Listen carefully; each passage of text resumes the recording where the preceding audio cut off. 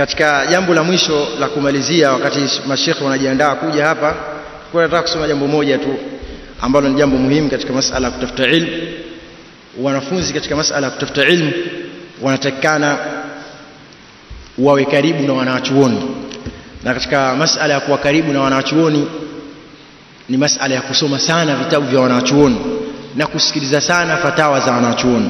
Katika jambo ambalo litakufanya wewe uwe ni mutamayiz, talibun mutamayiz, mwanafunzi ambaye upo katika daraja iliyokuwa mwenye kujipambanua na mwingine, yani mwanafunzi wa kiwango kilichokuwa kizuri, ni kusoma sana na kuwa karibu sana kwa wale watu wa fani yoyote ile ambao wanaosoma.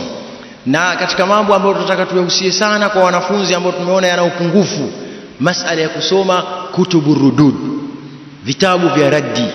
Vitabu vya raddi, kuna elimu iliyokuwa kubwa ambayo inawezekana ikakuinua elimu ile ikawa ni sababu ya wewe kufunguliwa katika masala ya ilmu. Watu wasome sana vitabu vya rudud. Watu kadhalika wasome sana vitabu za fatawa za wanachuoni. Na tukisema vitabu vya fatawa, tunakusudia mtu ajihusishe kusoma sana na fatawa ya Sheikh al-Islam Ibn Taymiyyah, zote zile mwanafunzi ajipangie muda zisome. Kadhalika fatawa za Sheikh Ibn Baz anasoma, fatawa za Ibn Uthaymeen anasoma, kadhalika Sheikh Fawzan ana fatawa, mwanafunzi anasoma, na fatawa za kila mwanachuoni mwanafunzi anazisoma hizi fatawa, anakuwa na muda, anajiongeza kile kiwango chake, namna gani masaili anatakiwa kujibu na namna gani elimu yani namna gani ile elimu inafumwa. Kadhalika watu wasome sana vitabu vya Sheikh al-Islam Ibn Taymiyyah na vitabu vya Ibn al-Qayyim. Vitabu vya Sheikh al-Islam Ibn Taymiyyah vinakujenga wewe malaka na kuwa qawi katika masala ya aqida na kuwa qawi katika masala ya manhaj.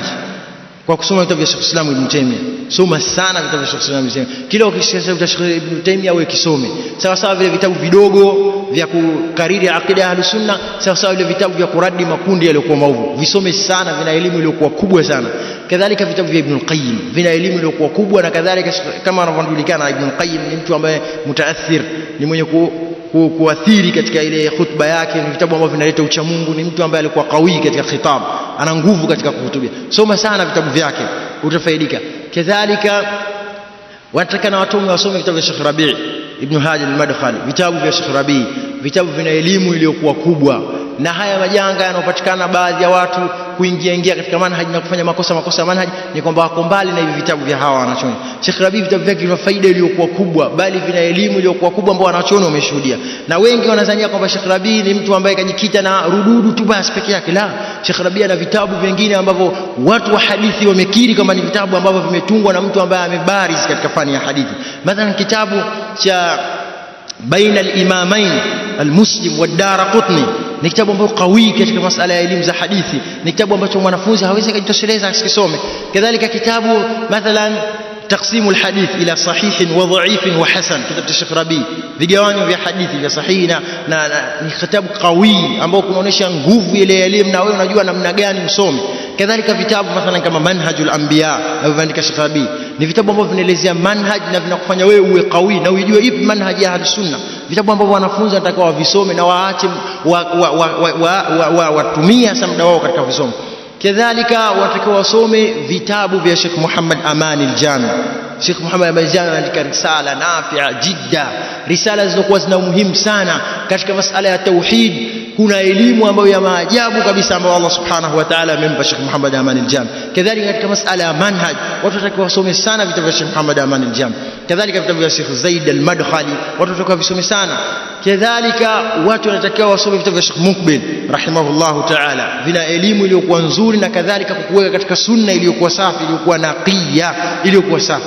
Ama masala ya kujinasibisha wewe ni salaf halafu uko mbali na hivi vitabu, utaleta majanga na utakuwa sawa sawa na wale ambao mapadri, japo kwa ni maneno yanawezekana akawa magumu, lakini uudhuruni sawa sawa na wale mapadri wametoka katika ule Ukristo wakaingia katika Uislamu, alafu na wao wakawa wanataka yani yuawiluna na dinana.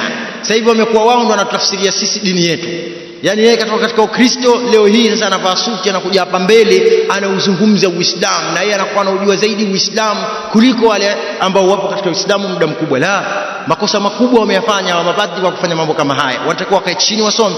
Kadhalika wale ambao wametoka katika sehemu nyingine, mtu alikuwa khariji au mtu alikuwa ansari, au mtu alikuwa katika makundi mengine, katika makundi ambayo sio ya sawa, akaingia katika manhaji iliyokuwa ya sawa, anatakiwa asome hivi vitabu ili amakinike. Ama kujinasibisha tu haitoshi, ama wewe kuishia na sifatu salah ya Sheikh Al-Albani, kusoma sifatu salah jamani ni jambo la fiqhi. Wala inawezekana watu wako mbali kabisa na mathalan, kuna masala ambayo yamezungumzwa katika sifatu salah, wako masalafu ambao wanafanya kinyume na yale ambayo yameonekana ndani ya sifatu salah, na katika sifatu salah yamepingwa kwa hali ya juu, wala hayamtoi mtu katika usalaf. Sasa fiqhi ni kitu kingine na manhaji ni kitu kingine, atakaye mtu asome. Kadhalika katika vitabu ambavyo mtu anataka kusoma, asome sana vitabu vya Sheikh Al-Albani. Kama mtu wa hadithi, tena fahadith wala haraja, asome vitabu vya takhrij alivyofanya Sheikh Al-Albani, vitabu vya mustalaha, baadhi ya fawaid za mustalaha ambazo Sheikh Al-Albani amezitoa.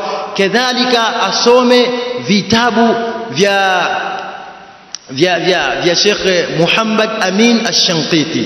Vitabu vya Sheikh Muhammad Amin Ash-Shanqiti ni vitabu ambavyo vina faida iliyokuwa kubwa kwa mwanafunzi katika kujenga malaka, katika masala ya ilmu, katika masala ya tafsiri na katika masala ya funun za lugha. Ni katika vitabu vyake vina faida iliyokuwa kubwa sana.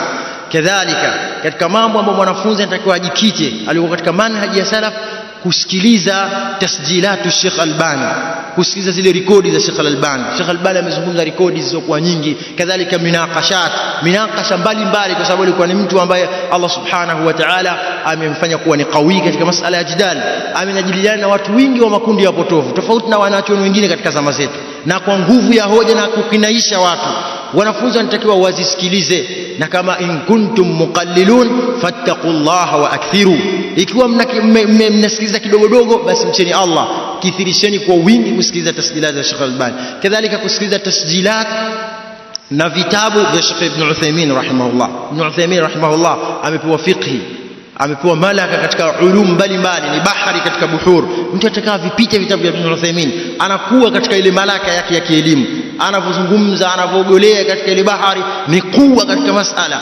Kadhalika mtu vile vile anatakana asikilize majawabu na zile faida ambazo anazitoa Sheikh Fauzan, sababu Sheikh Fauzan ni katika wanachuoni ambao tuko nao sasa hivi, bado wako hai, wameadiriki mengi ambayo wanachuoni waliofariki wengine ameadiriki, ambayo watu hawajadiriki wanachuoni waliopita nyuma. Kwa hiyo anapozungumza na kutoa fatawa, anazungumza kwa basira na anazungumza kwa faida zilizokuwa kubwa. Kadhalika anazungumza kwa ikhtisari iliyokuwa kubwa. Kwa hiyo watu vile vile wakithirishe sana kusikiliza kile ambacho Sheikh Fauzan hafidhahullah anakizungumza, kwa sababu kina faida vile vile. Kadhalika katika kutubu rudud, kama tulivyosema, mtu ijtima'u al-juyush Ibn Qayyim asome. كذلك صوم رد عثمان الدارمي على الجهمي العنيد بشر العنيد، رد عثمان الدارمي وبشر العنيد. كذلك asome zile risala za ilmia ambazo zinatungwa na watu katika kurudi makundi mbalimbali, anapata faida iliyokuwa kubwa. Kadhalika asome mathalan kitabu cha Sheikh Fauzan, kuna kitabu Al-Bayan fi akhta'i ba'd al-kuttab.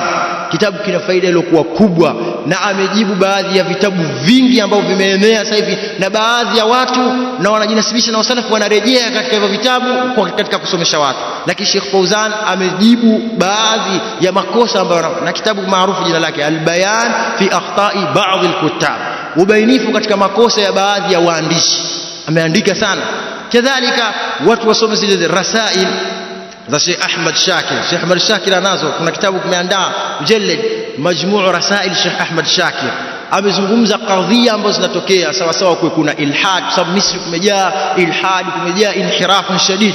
Sasa Sheikh amezungumza haya makundi ya inhiraf.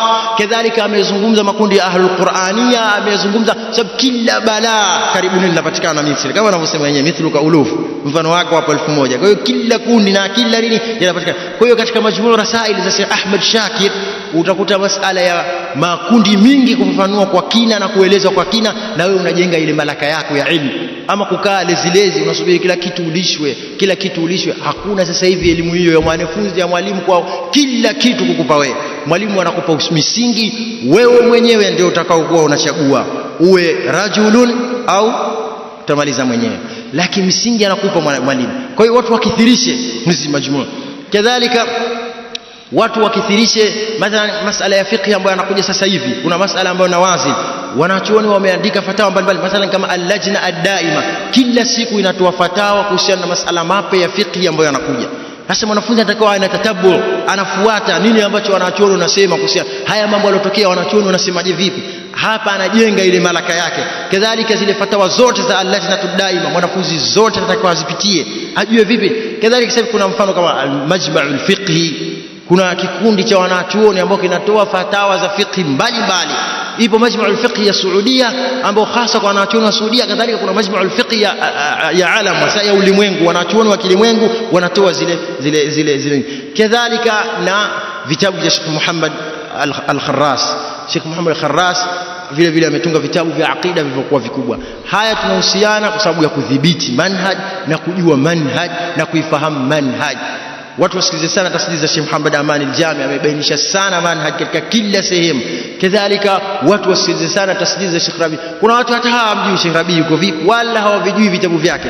Ni aibu iliyokuwa kubwa kwa mwanafunzi akawa hajui kile ambacho wanachuoni. Yani mwanafunzi utakiwa ukikiona kitabu hata kama kimeondoshwa yale magamba yake, ukisoma tu unajua huu uslubu wa Sheikh fulani.